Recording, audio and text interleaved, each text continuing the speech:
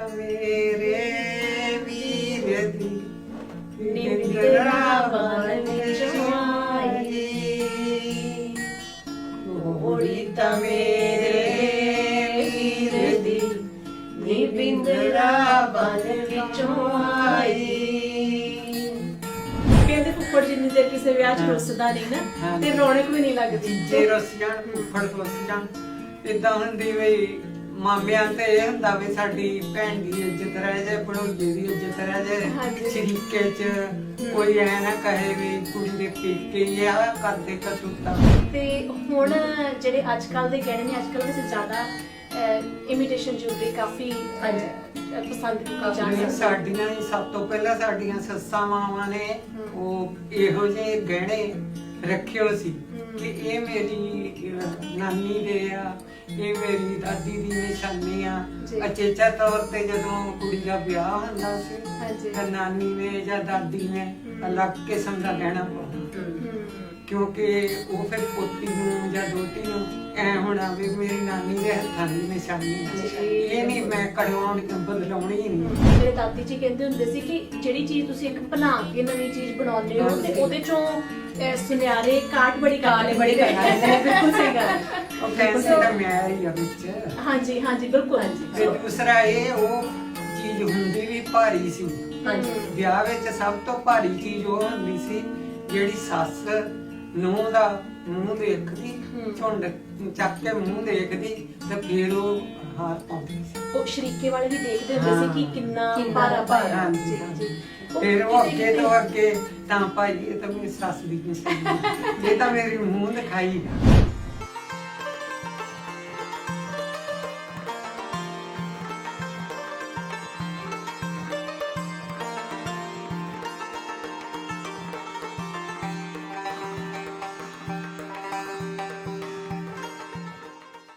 Radio spice ਤੇ kiwi TV ਦੇ ਸਾਰੇ ਵਿਊਅਰਸ ਨੂੰ ਪਿਆਰ ਭਰੀ ਸਤਿ ਸ਼੍ਰੀ ਅਕਾਲ। ਮੈਂ ਹਰਜੀਤ ਤੇ ਮੇਰੇ ਨਾਲ ਅੱਜ ਸਾਡੇ ਮਹਿਮਾਨ ਮਾਤਾ ਜੀ ਬੇਅੰਤ ਕੌਰ ਜੀ ਤੇ ਮੇਰੇ ਕੋ-ਹੋਸਟ ਜੋਤੀ ਵਿਰਕ ਜੀ। ਸਤਿ ਸ਼੍ਰੀ ਅਕਾਲ ਜੀ। ਸਤਿ ਸ਼੍ਰੀ ਅਕਾਲ ਜੀ। ਆਇਆਂ ਤੁਹਾਨੂੰ ਵੀ ਸਤਿ ਸ਼੍ਰੀ ਅਕਾਲ। ਸੋ ਅਸੀਂ ਵਿਰਾਸਤ ਪ੍ਰੋਗਰਾਮ ਦਾ ਅਗਲਾ ਐਪੀਸੋਡ ਲੈ ਕੇ ਹਾਜ਼ਰ ਹਾਂ ਤੇ ਅੱਜ ਇੱਕ ਥੋੜਾ ਜਿਹਾ ਟਵਿਸਟ ਪ੍ਰੋਗਰਾਮ ਦੇ ਵਿੱਚ ਇਹ ਹੈ ਕਿ ਸਾਡੇ ਨਾਲ ਮਾਤਾ ਜੀ ਬੈਠੇ ਹੋਏ ਨੇ। ਅਸੀਂ ਗੱਲਾਂ ਗਹਿਣਿਆਂ ਬਾਰੇ ਕੀਤੀਆਂ ਸੀ। ਜੋਤੀ ਭੈਣ ਜੀ, ਆਪਾਂ ਜਿਵੇਂ ਪਿਛਲੀ ਵਾਰ ਪਹਿਲਾਂ ਮੈਂ ਜਿਵੇਂ ਕੀਤੇ ਸੀ ਇੱਕ ਪ੍ਰੋਗਰਾਮ 'ਚ ਸਿਰ ਦੇ ਗਹਿਣਿਆਂ ਦੀ ਗੱਲ ਕੀਤੀ ਸੀ, ਫਿਰ ਉਸ ਤੋਂ ਬਾਅਦ ਅਸੀਂ ਅਗਲੇ ਨੱਕ ਦੇ ਗਹਿਣਿਆਂ ਤੇ ਆਏ ਸੀ। ਸੋ ਅੱਜ ਵੈਸੇ ਤੁਸੀਂ ਵੀ ਚੇਨ ਪਾਈ, ਅੱਜ ਚੇਨ ਮੈਂ ਵੀ ਪਾ ਕੇ ਆਈ ਹਾਂ। ਅੱਜ ਫਿਰ ਆਪਾਂ ਗੱਲ ਦੇ ਗਹਿਣਿਆਂ ਦੇ ਉੱਤੇ ਗੱਲ ਕਰਦੇ ਹਾਂ। ਅਸੀਂ ਗੱਲ ਦੇ ਗਹਿਣਿਆਂ ਤੇ ਗੱਲ ਕਰਦੇ ਆ ਨਾ। ਸੋ ਮਾਤਾ ਜੀ, ਗੱਲ ਦੇ ਗਹਿਣਿਆਂ ਤੋਂ ਮੈਨੂੰ ਯਾਦ ਆਇਆ, ਵੈਸੇ ਤੁਹਾਡੇ ਵੇਲਿਆਂ 'ਚ ਕਿਹੜੇ ਕਿਹੜੇ ਗਹਿਣੇ ਹੁੰਦੇ ਸੀ ਜ਼ਿਆਦਾ ਜਿਹੜੇ ਗਲ 'ਚ ਪਾਉਂਦੇ ਹੁੰਦੇ ਸੀ? ਗਲ 'ਚ ਆਪਾਂ ਪਾਉਂਦੇ ਹੁੰਦੇ ਸੀ ਪੁਰਾਣੇ ਗਹਿਣਿਆਂ 'ਚ ਗੁੱਲੂ ਬੰਦ। ਅੱਛਾ ਜੀ। ਉਹ ਲਾਜ਼ਮੀ ਹੁੰਦਾ ਸੀ। ਅੱਛਾ, ਗੁੱਲੂ ਬੰਦ ਮੇਲਾ ਤਾਂ ਸਾਡੇ 'ਚ ਬਹੁਤਿਆਂ ਨੂੰ ਪਤਾ ਨਹੀਂ ਹੋਣਾ ਕਿਵੇਂ ਦਾ ਹੁੰਦਾ ਸੀ। ਗੁੱਲੂ ਬੰਦ ਹੁੰਦਾ ਸੀ, ਪਿੱਛੇ ਡੋਰੀ, ਅੱਛਾ, ਅੱਗਿਓਂ ਇਥੋਂ ਗਾੜਾ ਤੇ ਭਾਰਾ। ਅੱਛਾ। ਜਦੋਂ ਵੀ ਕਿਸੇ ਦਾ ਗੁੱਲੂ ਬੰਦ ਦੇਖਣਾ ਨਾ ਤੇ ਕਹਿਣਾ ਦੇਖੀ ਭਾਰਾ ਵੀ ਆ। ਅੱਛਾ। ਕਿ ਉਦਾਂ ਹੀ ਬੋਲ ਕਈ ਆ ਕਿ ਵੀ ਕਿੰਨੇ ਤੋਲਿਆਂ ਦਾ। ਖਾਸ ਕਰਕੇ ਬਰੀ 'ਚ ਸਹੁਰਿਆਂ ਵੱਲੋਂ ਗੁੱਲੂ ਬੰਦ ਹੁੰਦਾ ਸੀ। ਅੱਛਾ, ਹਾਂਜੀ। ਕੀ ਬਾਤ। ਮੇਰੇ ਖਿਆਲ ਜਿਹੜੇ ਇੱਕ ਉਦਾਂ ਜਿਹੜੇ ਸੈੱਟ ਪਾਉਂਦੇ ਹੁੰਦੇ ਸੀ ਕਿ ਜਿਹੜੇ ਉਹਨਾਂ ਦੇ ਹਾਰ ਹੁੰਦੇ ਸੀ ਵੱਡੇ ਵੱਡੇ ਚੌੜੇ ਚੌੜੇ ਡਿਜ਼ਾਈਨਾਂ ਵਾਲੇ, ਉਹਨੂੰ ਹੀ ਗੁੱਲੂ ਬੰਦ ਕਹਿ ਦਿੰਦੇ ਸੀ। ਗੁੱਲੂ ਬੰਦ ਕਹਿੰਦੇ ਸੀ। ਉਹ ਥੋੜਾ ਜਿਹਾ ਗਲੇ ਦੇ ਨਾਲ ਨਾਲ ਰਹਿੰਦਾ ਸੀ। ਠੀਕ ਠੀਕ। ਜ਼ਿਆਦਾ ਨਹੀਂ ਸੀ ਜਿੱਦਾਂ ਹੁਣ ਅੱਜ ਕੱਲ ਜੰਜੀਰ ਕਹਿ ਲਓ, ਚੀਨੀ ਕਹਿ ਲਈਏ, ਤੇ ਇਹ ਥੋੜੀ ਲੰਬੀ ਵੀ ਪਾ ਸਕਦੇ ਆ। ਉਹ ਇਦਾਂ ਗਲ ਦੇ ਨਾਲ ਹੀ ਰਹਿੰਦਾ ਸੀ, ਥੋੜਾ ਥੋੜਾ ਨਾਲ ਹੀ ਤੇ ਹੁੰਦਾ ਸੀ। ਗੱਭਿਓ ਮੋਟਾ, ਆਲੇ ਦੁਆਲੇ ਥੋੜਾ ਪਤਲਾ ਤੇ ਸ਼ੋਲਡਰ ਤੱਕ ਜਿੱਦਾਂ ਉਹਦਾ ਡਿਜ਼ਾਈਨ, ਪਿੱਛੇ ਡੋਰੀ। ਪਿੱਛੇ ਡੋਰੀ ਕੀ ਡੋਰੀ ਨਾਲ ਤੁਸੀਂ ਉੱਚਾ ਨੀਵਾਂ ਕਰ ਸਕਦੇ ਹੋ। ਜਿੱਥੇ ਤੁਹਾਡਾ ਦਿਲ ਕਰੇ ਉਹਨੂੰ ਵੱਧ ਘੱਟ ਕਰ ਲਓ। ਉਹਦੇ ਵਿੱਚ ਮੋਤੀ ਹੁੰਦਾ, ਉਹ ਮੋਤੀ ਰੁਕ ਜਾਂਦਾ ਫਿਰ। ਅੱਛਾ। ਜਿਵੇਂ ਅੱਜ ਕੱਲ ਆਪਾਂ ਹਰਜੀਤ, ਮੈਨੂੰ ਲੱਗਦਾ ਜਿਵੇਂ ਆਂਟੀ ਕਹਿ ਰਹੇ ਨੇ, ਅੱਜ ਕੱਲ ਬੱਚੇ ਉਹਨੂੰ ਚੋਕਰ ਕਹਿ ਦਿੰਦੇ ਨੇ। ਹਾਂਜੀ, ਮੇਰੇ ਖਿਆਲ ਚੋਕਰ ਜਿਹੜਾ ਬਿਲਕੁਲ ਨਾਲ ਲੱਗ ਜਾਂਦਾ।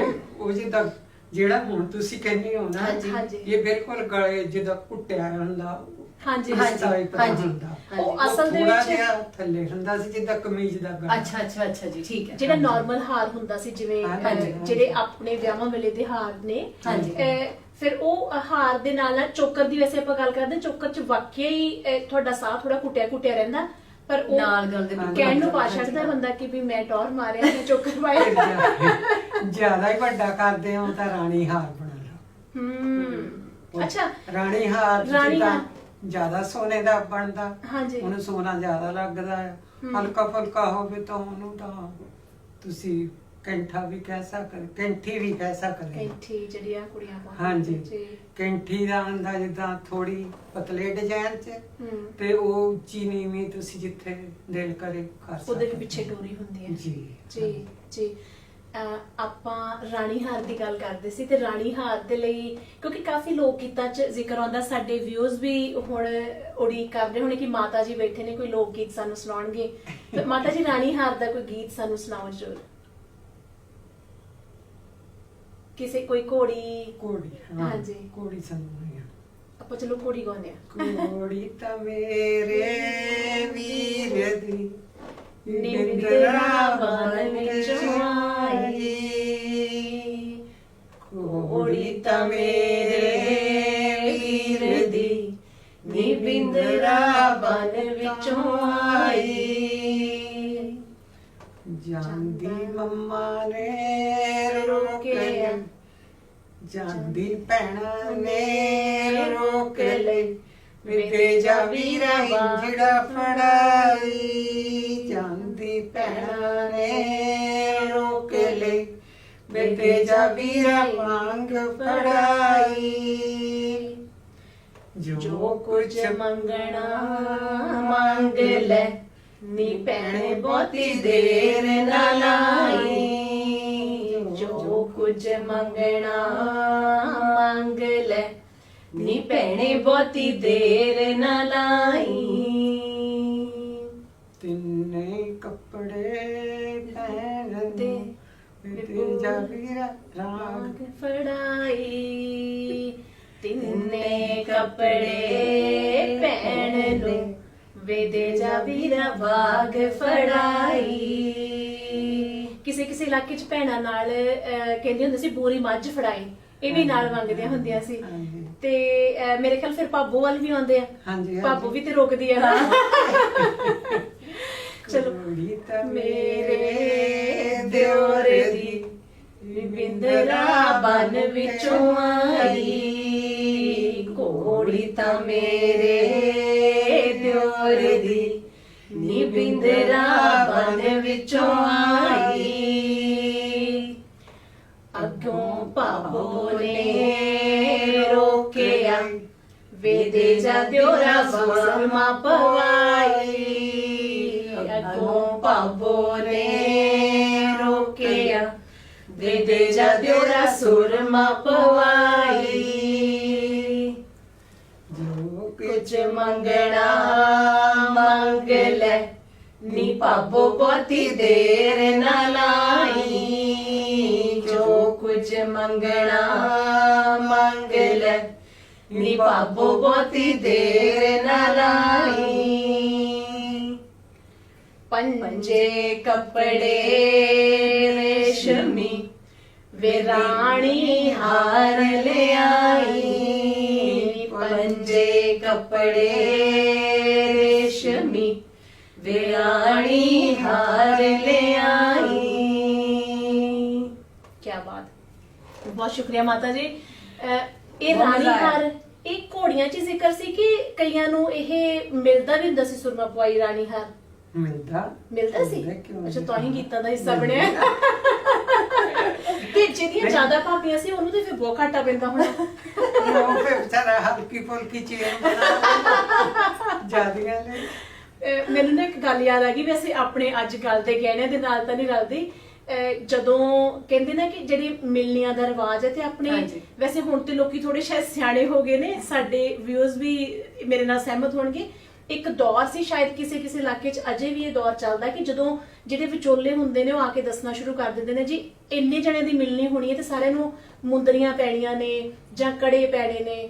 ਉਹ ਇੱਕ ਵਾਰੀ ਇੱਕ ਸੁਨਿਆਰਾ ਗੱਲ ਦੱਸਦਾ ਸੀ, ਕਹਿੰਦੇ ਜੀ ਉਹਨਾਂ ਨੇ ਕਿਹਾ ਜੀ 10 ਜਣੇ ਦੀਆਂ ਮਿਲਣੀਆਂ ਕਰਾਉਣੀਆਂ ਨੇ। ਉਹ ਕਹਿੰਦੇ ਜੀ ਅਸੀਂ ਅੱਧੇ ਤੋਲੇ ਦੀ ਛਾਪ ਬਣਾ ਦਿਓ। ਉਹਨਾਂ ਦਾ ਸੁਨਾਹ ਆ ਗਿਆ ਜੀ 15 ਜਣੇ ਦੀ ਬਣਨੇ ਨੇ। ਉਹ ਕਹਿੰਦੇ ਜੀ 10 ਤੋਲੇ ਦੀਆਂ ਤੁਸੀਂ 15 ਛਾਪਾਂ ਬਣਾ ਦਿਓ। ਫਿਰ ਉਹਨਾਂ ਦਾ ਸੁਨਾਹ ਆ ਗਿਆ ਜੀ ਨਹੀਂ 3 ਜਣੇ ਹੋਰ ਨਿਕਲ ਆਏ ਨੇ। ਵੀ ਉਹ ਦੂਰ ਦੂਰ ਦੇ ਫੁੱਫੜ ਨਿਕਲ ਆਏ ਨੇ ਤੇ ਰੁੱਸ ਜਾਂਦੇ ਇਹ ਸਾਰੇ ਉਹਨਾਂ ਨੂੰ ਵੀ ਫੁੱਫੜਾਂ ਹਾਂ ਫਿਰ ਉਹਨਾਂ ਨੇ ਉਹ ਫੁੱਫੜਾਂ ਨੂੰ ਵੀ ਰੁੱਸਣ ਤੋਂ ਰੋਕਣ ਦੇ ਲਈ ਤੇ ਉਹ ਕੁੜੀ ਵਾਲੇ ਕਹਿੰਦੇ ਜੀ ਅਸੀਂ ਇੰਨੇ ਤੋਲੇ ਸੋਨਾ ਇਹਨਾਂ ਲਈ ਪਾਸੇ ਕੀਤਾ, ਜੇ ਖਾਸ ਦੀਆਂ ਮਿਲਣੀਆਂ ਕਰਵਾਉਂਦੇ ਨੇ ਤੇ ਇਹਨਾਂ ਨੂੰ ਭਾਰੀਆਂ ਮੁੰਦਰੀਆਂ ਪਾ ਦੇਾਂਗੇ, ਤੇ ਜੇ ਇਹ ਜ਼ਿਆਦਾ ਜਣੇ ਦੇ ਮਿਲਣੀਆਂ ਕਰਾਉਣਾ ਚਾਹੁੰਦੇ ਨੇ ਤੇ ਆਬਵੀਅਸਲੀ ਉਹਨਾਂ ਨੇ ਆਪਣਾ ਬਜਟ ਬਣਾ ਲਿਆ। ਸੋ ਸਮਝਦਾਰ ਜਿਹੜੇ ਹੁੰਦੇ ਨੇ ਉਹਨਾਂ ਨੇ ਕਿਹਾ ਕਿ ਜੇ ਨਹੀਂ ਇੰਨੇ ਸੋਨੇ ਦੇ ਵਿੱਚ ਹੀ ਇੰਨੇ ਵਜਨ 'ਚ ਤੁਸੀਂ ਇੰਨੀਆਂ ਮੁੰਦਰੀਆਂ ਜਿਹੜੀਆਂ ਉਹ ਬਣਾ ਦਿਓ। ਨਹੀਂ ਉਹ ਤਾਂ ਸਗੋਂ ਉਲਟਾ ਲੜਾਈ ਨੂੰ ਥਾਂ ਹੋ ਗਈ ਅਗਲੇ ਕਹਿੰਦੇ ਹੁਣ ਉਹਨਾਂ ਭਾਈਆਂ ਮੁੰਦਰੀ ਹਲਕੀ ਪਾਈ ਆ ਸਾਨੂੰ ਹਲਕੀ ਪਾਈ ਆ। ਨਹੀਂ ਸਾਰਿਆਂ ਦੀਆਂ ਹਲਕੀਆਂ ਕਰਤੀਆਂ ਫਿਰ ਉਹਨਾਂ ਨੇ, ਬਰਾਬਰ ਸਾਰਿਆਂ ਨੂੰ ਬਰਾਬਰ ਕਰ ਸਾਰਿਆਂ ਨੂੰ ਬਰਾਬਰ ਇਹ ਕਰ ਵਧੀਆ ਦਿੱਤਾ। ਵਧੀਆ ਹੋ ਗਿਆ ਨਾ ਜੀ। ਚਲੋ। ਸੋ ਇਹ ਲੜਾਈ ਮੁੱਕ ਗਈ। ਖਾਸ ਕਰਕੇ ਫੁੱਫੜਾਂ ਦੀ ਲੜਾਈ ਹੁੰਦੀ ਹੈ। ਕਹਿੰਦੇ ਫੁੱਫੜ ਜਿੰਨੀ ਦੇਰ ਕਿਸੇ ਵਿਆਹ 'ਚ ਰੁੱਸਦਾ ਨਹੀਂ ਨਾ ਹਾਂ। ਤੇ ਰੌਣਕ ਵੀ ਨਹੀਂ ਲੱਗਦੀ। ਜੀਜੇ ਰੁੱਸ ਜਾਣ ਫੁੱਫੜ ਰੁੱਸ ਜਾਣ ਇਦਾਂ ਹੁੰਦੀ ਵੀ ਮਾਮਿਆਂ ਤੇ ਇਹ ਹੁੰਦਾ ਵੀ ਸਾਡੀ ਭੈਣ ਦੀ ਇੱਜ਼ਤ ਰਹਿ ਜਾਏ, ਭਣੋਈਏ ਦੀ ਇੱਜ਼ਤ ਰਹਿ ਹਾਂਜੀ। ਜਾਏ, ਸ਼ਰੀਕੇ 'ਚ ਕੋਈ ਐ ਨਾ ਕਹੇ ਵੀ ਕੁੜੀ ਦੇ ਪੇਕੇ ਹੀ ਆ ਕਰਦੇ ਕਰਤੂਤਾਂ ਜੀ ਤੇ ਉਹਨਾਂ ਨੂੰ ਭੈਣ ਦੀ ਇੱਜ਼ਤ ਦਾ ਜ਼ਿਆਦਾ ਹੁੰਦਾ, ਜੀਜੇ ਦੀ ਭੈਣ ਦੀ। ਤੇ ਜਿਹੜੇ ਹੁੰਦੇ ਫੁੱਫੜ ਉਹ ਤਾਂ ਕਹਿੰਦੇ ਚੱਕ ਲਓ ਫੱਟੇ ਬਸ ਅਸੀਂ ਫੁੱਫੜ ਆ। ਦੇਖੋ ਜੀਜਾ ਜਿਹੜਾ ਉਹ ਫੁੱਫੜ ਨੂੰ ਵੇਂਦਾ ਰਹਿੰਦਾ ਕਿਉਂਕਿ ਅੱਗੋਂ ਜਾ ਕੇ ਜੀਜੇ ਨੇ ਫੁੱਫੜ ਬਣਨਾ ਹੁੰਦਾ। ਸੋ ਖੈਰ coming back to the point, ਹੁਣ ਅਸੀਂ ਗੱਲ ਕਰਦੇ ਸੀ ਗੱਲ ਦੇ ਗਹਿਣਿਆਂ ਦੀ। ਜਿੱਦਾਂ ਵੈਸੇ ਨਾ ਇੱਕ ਕੁੜੀ ਨੂੰ ਕਿਤੇ ਸਵਾਲ ਪੁੱਛਿਆ, ਕਿਤੇ ਕੰਪੀਟੀਸ਼ਨ ਜਿੱਦਾਂ ਹੁੰਦੇ ਨੇ ਮਿਸ ਪੰਜਾਬਣ, ਕਿਸੇ ਨੂੰ ਮੰਚ ਤੇ ਉਹਨਾਂ ਨੇ ਸਵਾਲ ਪੁੱਛਿਆ, ਮੈਂ ਸ਼ਾਇਦ ਆਪਣੇ ਕਿਸੇ ਪ੍ਰੋਗਰਾਮ 'ਚ ਪਹਿਲਾਂ ਜ਼ਿਕਰ ਕੀਤਾ ਹੋਣਾ ਕਿ ਜਿਹੜੇ ਕੈਂਠਾ ਕੀ ਹੁੰਦਾ ਹੈ ਜਾਂ ਬੁਕਤੀਆਂ ਕੀ ਹੁੰਦੀਆਂ ਨੇ, ਤੇ ਕੁੜੀਆਂ ਦਾ ਅਕਸਰ ਜਵਾਬ ਅੱਜਕੱਲ ਹੋਣ ਲੱਗ ਪਿਆ ਕਿ ਜਦੋਂ ਗਿੱਧੇ ਦੀ ਪਰਫਾਰਮੈਂਸ ਕਰਨੀ ਹੁੰਦੀ ਹੈ ਸਟੇਜ ਤੇ ਅਸੀਂ ਇਹ ਪਾ ਕੇ ਜਾਂਦੇ ਆ। ਸੋ ਉਹ ਉਹਨਾਂ ਦਾ ਵੀ ਕਸੂਰ ਨਹੀਂ ਕਿਉਂਕਿ ਅਸੀਂ ਰਿਐਲਿਟੀ ਦੇ ਵਿੱਚ ਇਹ ਗਹਿਣੇ ਪਏ ਦੇਖੇ ਨਹੀਂ। ਕੰਨਾਂ ਦੇ ਵਿੱਚ ਜਿੱਦਾਂ ਕਈ ਤਰ੍ਹਾਂ ਦੇ ਜਿਹੜੇ ਗਹਿਣੇ ਨੇ ਅਸੀਂ ਅੱਗੇ ਜ਼ਿਕਰ ਕਰਾਂਗੇ ਚੱਲ ਕੇ।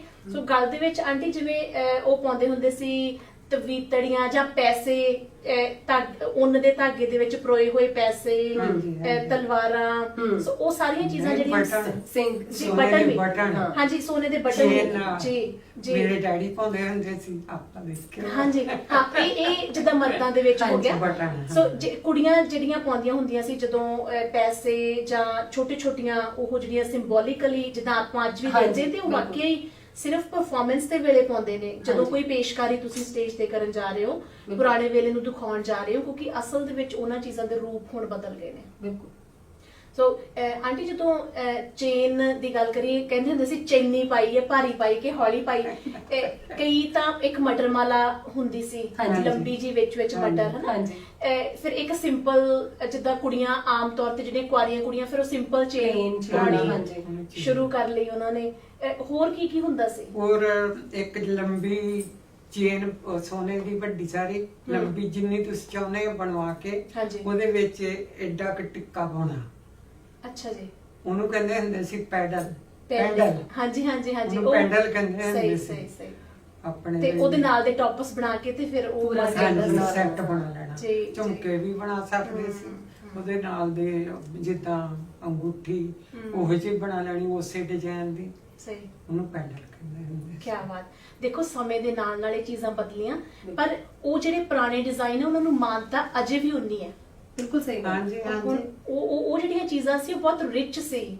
ਤੇ ਹੁਣ ਜਿਹੜੇ ਅੱਜ ਕੱਲ ਦੇ ਗਹਿਣੇ ਨੇ, ਅੱਜ ਕੱਲ ਵੈਸੇ ਜ਼ਿਆਦਾ ਇਮੀਟੇਸ਼ਨ ਜੁਐਲਰੀ ਕਾਫੀ ਪਸੰਦ ਕੀਤੀ ਜਾਂਦੀ ਹੈ। ਸਾਡੀਆਂ ਸਭ ਤੋਂ ਪਹਿਲਾਂ ਸਾਡੀਆਂ ਸੱਸਾਂ ਮਾਵਾਂ ਨੇ ਉਹ ਇਹੋ ਜਿਹੇ ਗਹਿਣੇ ਰੱਖਿਓ ਸੀ ਕਿ ਇਹ ਮੇਰੀ ਨਾਨੀ ਦੇ ਆ, ਇਹ ਮੇਰੀ ਦਾਦੀ ਦੀ ਨਿਸ਼ਾਨੀ ਆ।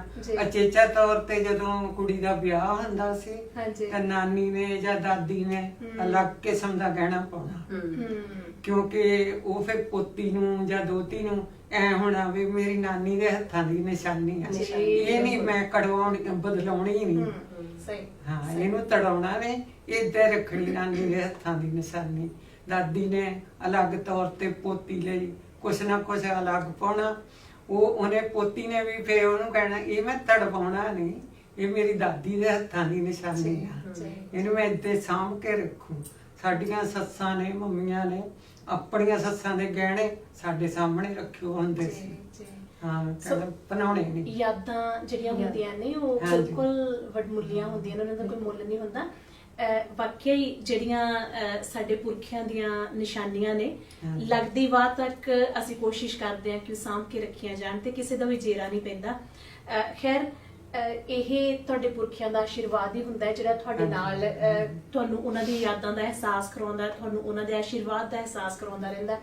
ਹੁਣ ਤਾਂ ਚੱਲ ਪਏ ਹਲਕੇ ਫੁਲਕੇ ਸੈੱਟ ਬਣਾ ਲਏ, ਉਹ ਹਲਕੇ ਫੁਲਕੇ ਕੰਨਾਂ ਦੇ ਝੁਮਕੇ ਬਣਾ ਲਏ। ਪਿੱਛੇ ਜਦੋਂ ਦੂਜੇ ਦਿਨ ਗੁਰਦੁਆਰੇ ਮੁੰਡੇ ਵਹੁਟੀ ਦਾ ਮੱਥਾ ਟੇਕਣ ਕੌਣ ਜਾਂਦੇ ਹੁੰਦੇ ਸੀ ਨਾ, ਜੀ।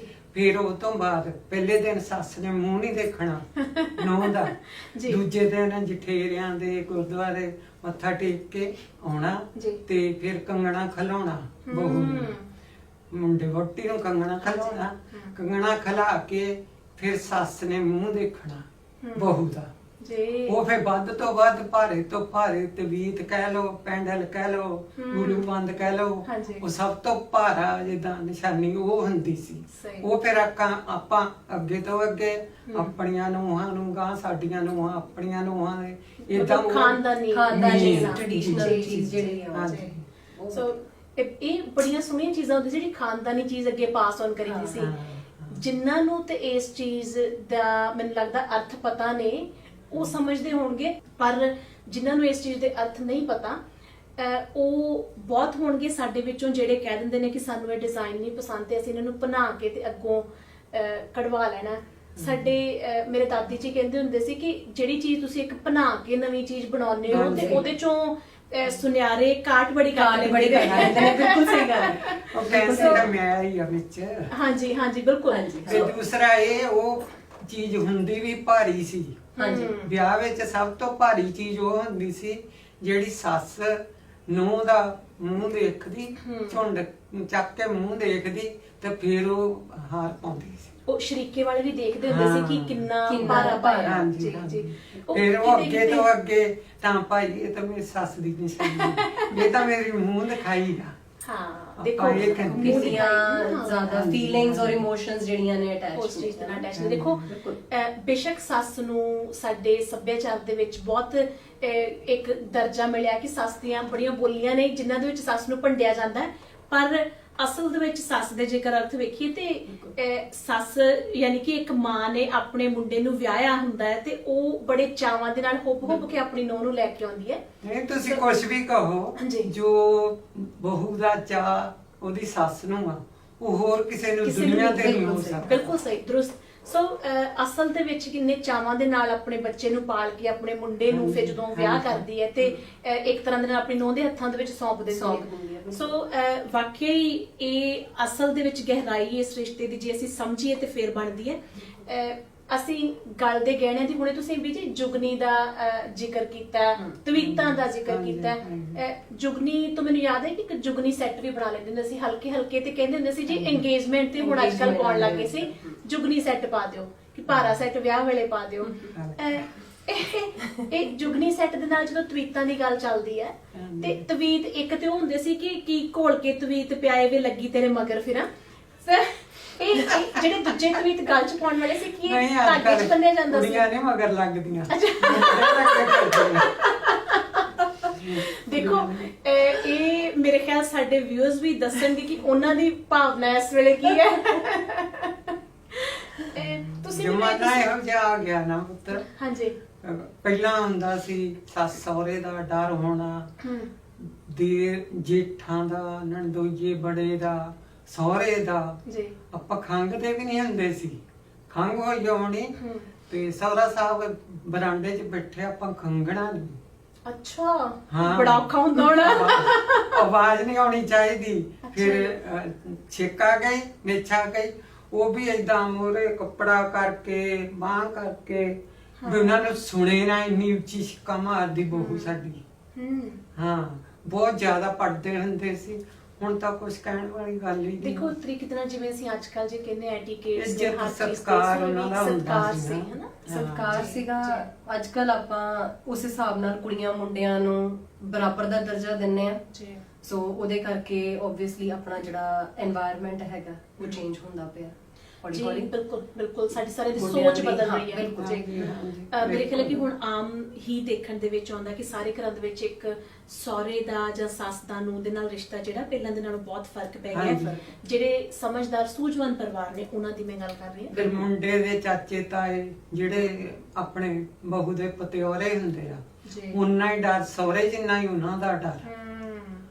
ਤੇ ਦੇਖੋ ਪਤੀਸਾਂ ਨੂੰ ਵੀ ਪੂਰੀ ਹਾਂ, ਹਾਂ। ਮਾਨਤਾ ਦਿੰਦੀਆਂ ਹੁੰਦੀਆਂ ਸੀ ਨੋਆ ਕਿ ਸੱਸ ਦੇ ਬਰਾਬਰ ਦਾ ਦਰਜਾ ਉਹਨਾਂ ਨੂੰ ਵੀ ਦੇਣਾ, ਹਾਂ। ਕਿਉਂਕਿ ਸੱਸ ਦੀਆਂ ਸ਼ਰੀਕਣੀਆਂ ਹੁੰਦੀਆਂ ਸੀ ਜਿਹੜੀਆਂ ਅੱਗੋਂ ਤੁਹਾਡੀਆਂ ਪਤੀਸਾਂ ਨੇ, ਹਾਂਜੀ, ਹਾਂਜੀ। ਤੇ ਉਹਨਾਂ ਦਾ ਵੀ ਆਪਸ ਦੇ ਵਿੱਚ ਇੱਕ ਦੂਜੀ ਦੇ ਨਾਲ ਕਿਸੇ ਟਾਈਮ ਤੇ ਸ਼ਰੀਕਾ ਰਿਹਾ ਹੁੰਦਾ ਹੈ। ਸੋ ਇਹ ਜਿਹੜੀਆਂ ਪਤੀਸਾਂ ਨੇ ਪਹਿਲਾਂ ਤਾਂ ਇੱਕ ਦੂਜੀ ਦੀ ਨੂੰਹ ਦੀਆਂ ਸ਼ਾਇਦ ਚੁਗਲੀਆਂ ਵੀ ਕਰਦੀਆਂ ਹੁੰਦੀਆਂ ਸੀ, ਫਿਰ ਜਦੋਂ ਪੁਰਾਣੀ ਉਮਰੇ ਜਾ ਕੇ ਤੇ ਆਪਣੇ ਮਨ ਵੀ ਹਲਕੇ ਕਰ ਲਏ ਨਹੀਂ, ਗਏ। ਨਹੀਂ, ਉਹ ਮਨ ਹਲਕੇ ਬਾਅਦ ਦੀ ਗੱਲ ਆ, ਅੱਛਾ। ਜਦੋਂ ਸਿਆਣੇ ਹੋ ਜਾਓ। ਪਹਿਲਾਂ ਤਾਂ ਜੇ ਦਰਾਣੀ ਦੀ ਨੂੰਹ ਆ ਨਾ, ਜੀ। ਜਠਾਣੀ ਨੇ ਉਹਦੇ ਉੱਤੇ ਇੰਨਾ ਰੋਹਬ ਰੱਖਣਾ, ਅੱਛਾ। ਉਹਦੇ ਕਿਉਂ ਤੂੰ ਥੱਲੇ ਲੱਗੀਆਂ ਨੂੰਹ ਦੇ, ਅੱਛਾ। ਅਜੇ ਤੇ ਇੱਕ ਆਈ ਐ, ਹੁਣ ਇਹਦੇ ਥੱਲੇ ਲੱਗ ਗਈ, ਦੂਜੀਆਂ ਤਾਂ ਫਿਰ ਤੈਨੂੰ ਢਾ ਕੇ ਕੁੱਟਣਗੀਆਂ। ਜਾਂ ਕਹਿੰਦੇ ਹੁੰਦੇ ਕਿ ਹੁਣ ਤੂੰ ਇਹਦੇ ਮਗਰ ਫਿਰਦੀ ਆ, ਇਹਨੇ ਤੇਰੇ ਸਿਰ 'ਚ ਗਲੀਆਂ ਕਰਨੀਆਂ। ਸੋ ਆਮ ਹੀ ਇਹ ਪਿੰਡਾਂ ਦੇ ਵਿੱਚ ਜਿਹੜੇ ਲਫ਼ਜ਼ ਵਰਤੇ ਜਾਂਦੇ ਸੀ, ਜਿਹੜੇ ਅਸੀਂ ਸਾਡੀਆਂ ਗਲੀਆਂ ਦੇ ਵਿੱਚ ਆਂਢ ਗੁਆਂਢ ਦੇ ਵਿੱਚ ਸੁਣਦੇ ਰਹੇ ਆ। ਵਾਕਈ ਮੈਨੂੰ ਇੰਜ ਲੱਗ ਰਿਹਾ ਸੀ ਆਪਾਂ ਪਿੰਡ 'ਚ ਬੈਠੇ ਗੱਲਾਂ ਕਰ ਰਹੇ ਆ, ਕਿਉਂਕਿ ਇਹ ਵਾਕਈ ਚੀਜ਼ਾਂ ਜਿਹੜੀਆਂ ਨੇ ਸਾਡੀਆਂ ਦੇਖੀਆਂ ਪਰਖੀਆਂ ਨੇ। ਹੁਣ ਵੈਸੇ ਵੀ ਜੀ ਫਰਕ ਪੈ ਗਿਆ ਕਾਫੀ। ਤੁਹਾਨੂੰ ਕੀ ਮਹਿਸੂਸ ਕਰਦੇ ਤੁਸੀਂ ਅੱਜ ਕੱਲ ਜਦੋਂ ਨੂੰਹਾਂ ਨੂੰ ਦੇਖਦੇ ਆ? ਆਜ਼ਾਦੀ ਵੀ ਆ ਪੂਰੀ, ਕਿਸੇ ਨੂੰ ਸਿਰ ਢੱਕਣ ਦਾ ਕੋਈ ਉਹ ਬੰਦਿਸ਼ ਨਹੀਂ ਹੁੰਦੀ ਜ਼ਿਆਦਾ ਕਿ ਤੁਸੀਂ ਘੁੰਡ ਕੱਢਣਾ ਹੈ। ਖਾਸ ਕਰਕੇ ਪੁਰਾਣੇ ਜਦੋਂ ਤੁਹਾਡਾ ਵਿਆਹ ਹੋਇਆ ਸੀ ਤੁਸੀਂ ਘੁੰਡ ਕੱਢਦੇ ਸੀ? ਹਾਂਜੀ, ਹਾਂਜੀ। ਅੱਛਾ। ਸਨ 80 ਤੱਕ, 1967 ਵਿੱਚ ਮੇਰਾ ਵਿਆਹ ਹੋਇਆ। 80 ਤੱਕ ਆਪਾਂ ਘੁੰਡ ਕੱਢਿਆ। 80 ਵਿੱਚ ਮੈਂ ਅੰਮ੍ਰਿਤ ਛਕਿਆ। ਫਿਰ ਪਿਤਾ ਜੀ ਕਹਿੰਦੇ ਵੀ ਜੇ ਹੁਣ ਤੁਸੀਂ ਅੰਮ੍ਰਿਤ ਛਕ ਲਿਆ ਨਾ, ਹੁਣ ਆਹ ਕੰਮ ਨਹੀਂ ਠੀਕ ਲੱਗਦਾ। ਫਿਰ ਅਸੀਂ 2 ਮਹੀਨੇ ਬਾਅਦ, ਜਿੱਦਾਂ ਹਰ ਸਾਲ ਅਖੰਡ ਪਾਠ ਸਿਖਾਉਂਦੇ ਹੁੰਦੇ ਸੀ, ਅਖੰਡ ਪਾਠ ਦੂਜੇ ਦਿਨ ਕਾਫੀ ਵੱਡੀ ਬਰਾਤ ਸੀ, ਉਹਦੇ ਚ ਅਸੀਂ ਦਰਾਣੀ ਜਠਾਣੀ ਆਟਾ ਗੁੰਨੀਏ। ਅੱਛਾ। ਹੱਥ ਲਿਬੜਿਓ ਤੇ ਪਿਤਾ ਜੀ ਹੁਣੀ ਆ ਗਏ। ਅੱਛਾ। ਮਾਂ ਜੀ ਕਹਿੰਦੇ ਦੇਖੋ ਇੰਨਾ ਕੁ ਆਟਾ ਗੁੰਨ ਲਿਆ, ਥੋੜਾ ਤਾਂ ਨਹੀਂ। ਉਹ ਕੋਲ ਆ ਕੇ ਪਰਾਤ 'ਚ ਦੇਖਣ ਲੱਗ ਗਏ, ਸਾਡੇ ਸਿਰ ਨੰਗੇ, ਅਸੀਂ ਲਿਬੜੀਆਂ ਬਾਹਾਂ ਨਾਲ ਇਦਾਂ ਕਰੀਏ। ਉਹ ਕਹਿੰਦੇ ਬਸ ਠੀਕ ਆ, ਇਹ ਸੋਹਣਾ ਬਹਾਨਾ ਬਣਿਆ ਵੀ ਅਖੰਡ ਪਾਠ ਤੇ ਘੁੰਡ ਚੱਕੀ ਸੀ। ਹਾਂ, ਦੇਖੋ ਤੁਹਾਡੀ ਯਾਦ ਬਣੀ ਹੈ। ਹਾਂਜੀ, ਪਹਿਲਾਂ ਘੁੰਡ ਕੱਢੀ ਦੇ ਸੀ ਅਸੀਂ, ਵੈਸੇ- ਦੋਹਰਾ ਘੁੰਡ ਵੀ। ਹਾਂਜੀ, ਕਹਿੰਦੇ ਮੈਂ ਕਿ ਸੋਚ ਰਹੀ ਸੀ ਕਿ ਚਮੂੰਡੀ ਜਦੋਂ ਅੱਛਾ ਤੇ ਜਦੋਂ ਤੁਸੀਂ ਘੁੰਡ ਕੱਢਦੇ ਸੀ ਫਿਰ ਉਦੋਂ ਤੁਸੀਂ ਹਾਰ ਪਾਇਆ ਜਾਂ ਪਾਉਣਾ ਭੁੱਲ ਗਏ, ਜਿਵੇਂ ਅੱਜ ਮੈਂ ਆਪਣੀਆਂ ਮੁੰਦਰੀਆਂ ਪਾਉਣੀਆਂ ਭੁੱਲ ਗਈ ਸੀ, ਕੋਈ ਫਰਕ ਤਾਂ ਨਹੀਂ ਪੈਂਦਾ ਹੋਣਾ? ਉਹ ਤਾਂ ਕਿ ਦਿਖਦਾ ਹੀ ਨਹੀਂ। ਉਹ ਤਾਂ ਚੁੰਨੀ 'ਚ ਲਪੇਟੇ ਰਹਿੰਦੇ ਸੀ, ਦੋਹਰਾ ਘੁੰਡ ਕੱਢਣਾ। ਸਹੀ। ਪਰ ਉਹਦਾ ਸਿਰ ਤੇ ਢੱਕਣ ਪਰ ਤਾਂ ਦਾ ਵੀ ਪਾਉਂਦੀਆਂ ਹੁੰਦੀਆਂ ਸੀ, ਮਤਲਬ ਚਾਹ ਹੁੰਦਾ ਸੀ ਪਾਉਣ ਦਾ ਗਹਿਣੇ ਬਹੁਤ ਕਿ ਘੁੰਡ ਕੱਢੇ ਤੋਂ ਵੀ ਪਾਉਣੇ? ਨਾ ਘੁੰਡ ਕੱਢਿਆ ਕੁੜੀਆਂ ਜਨਾਨੀਆਂ ਦਾ ਥੋੜੀ ਕੱਢਿਆ, ਬੰਦਿਆਂ ਤੋਂ ਕੱਢਿਆ, ਜਨਾਨੀਆਂ ਦੀ ਆਟਾ ਹੀ ਨੀਗਾ ਜਨਾਨੀਆਂ ਤਾਂ ਘੁੰਡ ਵਿੱਚ ਨਹੀਂ ਤੇ ਮੇਰੇ ਘੁੰਡ ਵਿੱਚੋਂ ਜ਼ਿਆਦਾ ਨਕਲ ਕਰ ਹੁੰਦੀ ਆ। ਮੈਨੂੰ ਲੱਗਦਾ ਕਿ ਅਸੀਂ ਸਾਰੇ ਸਹਿਮਤ ਹੋਵਾਂਗੇ ਇੱਥੇ। ਬਹੁਤ ਸਾਰੀਆਂ ਜਨਾਨੀਆਂ ਦੀ ਨਿਗਾਹ ਇੰਨੀ ਪਾਰਖੂ ਹੁੰਦੀ ਸੀ ਕਿ ਉਹ ਦੂਰੋਂ ਘੁੰਡ ਦੇ ਵਿੱਚੋਂ ਵੀ ਵੇਖ ਕੇ ਹਾਰ ਜਾਂ ਕਾਂਟੇ ਤੇ ਦੱਸ ਦਿੰਦੀਆਂ ਹੁੰਦੀਆਂ ਸੀ ਕਿ ਇਹ ਤੇ ਹਲਕੇ ਲੱਗਦੇ ਨੇ, ਇਹਨਾਂ ਨੇ ਆਪਣੀ ਨੂੰਹ ਨੂੰ ਭਾਰਾ, ਸਾਡੇ ਜਿੰਨਾ ਭਾਰਾ ਸੈੱਟ ਨਹੀਂ ਪਾਇਆ। ਨਹੀਂ, ਸੱਸ ਵੀ ਕੀ ਆ ਖੁੱਥੜੀ, ਜਿਹਨੇ ਮੂੰਹ ਦਿਖਾਲੇ ਦਾ ਹਾਰ ਵੀ ਨਹੀਂ ਪਾਇਆ ਨਾ ਉਹਨੂੰ ਚੱਜਦਾ। ਗਾਂ ਖਾਨਦਾਨ ਚੱਲਣਾ ਇਹਦੇ ਨਾਲ। ਇਹ ਵੀ ਹੁੰਦਾ ਸੀ। ਕੰਪੀਟੀਸ਼ਨ ਕਾਫੀ ਹੁੰਦਾ ਸੀ, ਤੁਹਾਨੂੰ ਪਤਾ ਲੱਗ ਰਿਹਾ ਹੈ ਵੀਰ ਦੀਆਂ ਗੱਲਾਂ ਸੁਣ ਕੇ। ਜੀ। ਸੋ ਬੁਕਤੀਆਂ, ਤਵੀਤੜੀਆਂ, ਸ਼ਿੰਗ ਤਵੀਤੜੀਆਂ ਵੀ ਸ਼ਿੰਗ ਵੀ ਕਹਿ ਦਿੰਦੇ ਨੇ ਨਾ। ਸੋ ਉਹਦੇ ਵਿੱਚ ਹੁੰਦੀ ਸੀ ਜਿੱਦਾਂ ਅੱਗਿਓਂ ਖੁੱਲੀ ਪਿੱਛੋਂ ਬੰਦ, ਜੀ, ਮਿਰਚ ਜਿਹੀ ਸਾਈਜ਼ ਜੀ, ਜਿਹਦਾ ਮਿਰਚ ਹੁੰਦੀ ਆ ਜੀ। ਸੋ ਬਹੁਤ ਤਰ੍ਹਾਂ ਦੇ ਗਹਿਣੇ ਨੇ ਗਲ ਦੇ ਵਿੱਚ ਪਾਉਣ ਵਾਲੇ, ਤੇ ਮੇਰੇ ਖਿਆਲ ਹੈ ਕਿ ਅਸੀਂ ਜੇ ਗੱਲਾਂ ਤੋਰਨ ਲੱਗੀਏ ਤੇ ਇਹਨਾਂ ਦੇ ਨਾਲ ਰਲੀਆਂ ਮਿਲੀਆਂ ਬਹੁਤ ਗੱਲਾਂ ਤੁਰ ਜਾਂਦੀਆਂ ਨੇ। ਬਿਲਕੁਲ। ਅਸੀਂ ਗੱਲ ਬੋਲੀ ਪਾਉਂਦੇ ਸੀ ਮਾਤਾ ਜੀ ਆਉਂਦੇ ਆਉਂਦੇ, ਆਪ ਤਾਂ ਮੁੰਡੇ ਨੇ ਕੈਂਠਾ ਕੜਾਇਆ, ਸਾਨੂੰ ਕੜਾ ਦੇ ਜੁੱਟ ਮੁੰਡਿਆ, ਨਹੀਂ ਤੇ ਜਾਣਗੇ ਮਲਾ ਜੇ ਟੁੱਟ ਮੁੰਡਿਆ ਵੇ, ਨਹੀਂ ਤਾਂ ਜਾਣਗੇ ਮਲਾ ਜੇ ਟੁੱਟ ਮੁੰਡਿਆ। ਇੱਕ ਇਹ ਵੀ ਸੀ, ਆਪਣੇ ਲਈ ਤਾਂ ਕੈਂਠਾ ਕਢਾਇਆ, ਆਪਣੇ ਲਈ ਤਾਂ ਕੈਂਠਾ ਕਢਾਇਆ, ਮੇਰੇ ਲਈ ਕਢਾਈ ਨਾ ਤੂੰ ਸੱਗੀ ਵੇ ਜ਼ਾਲਮਾ, ਰੱਖਦਾ ਏ ਦਿਲ ਵਿੱਚ ਠੱਗੀ ਵੇ ਜ਼ਾਲਮਾ, ਰੱਖਦਾ ਏ ਦਿਲ ਵਿੱਚ ਠੱਗੀ ਵੇ ਜ਼ਾਲਮਾ। ਬੀਜੀ ਨੂੰ ਕੋਲ ਆਪਣੇ ਲਈ ਤੂੰ ਤਵੀਤ ਬਣਾਏ, ਆਪਣੇ ਲਈ ਜੇ ਤਵੀਤ ਬਣਾਏ, ਸਾਨੂੰ ਵੀ ਬਣਾ ਦੇ ਕੱਲਾ ਮੁੰਡਿਆ, ਨਹੀਂ ਤਾਂ ਰੋਲੇਗਾ ਰੋਲੇਗਾ ਸਿਆਲ ਵਿੱਚ ਕੱਲਾ ਮੁੰਡਿਆ, ਨਹੀਂ ਤਾਂ ਰੋਲੇਗਾ। ਮੇਰੇ ਖਿਆਲ ਇਹਦੇ ਨਾਲ ਹੀ ਆਪਾਂ ਹੁਣ ਇਹ ਪ੍ਰੋਗਰਾਮ ਫਿਨਿਸ਼ ਕਰਦੇ ਹਾਂ। ਬਹੁਤ ਧੰਨਵਾਦ, ਸਤਿ ਸ਼੍ਰੀ ਅਕਾਲ ਜੀ Thank you ਸਾਰਿਆਂ ਨੂੰ। ਸਾਡਾ ਸਾਥ ਦੇਣ ਦੇ ਲਈ।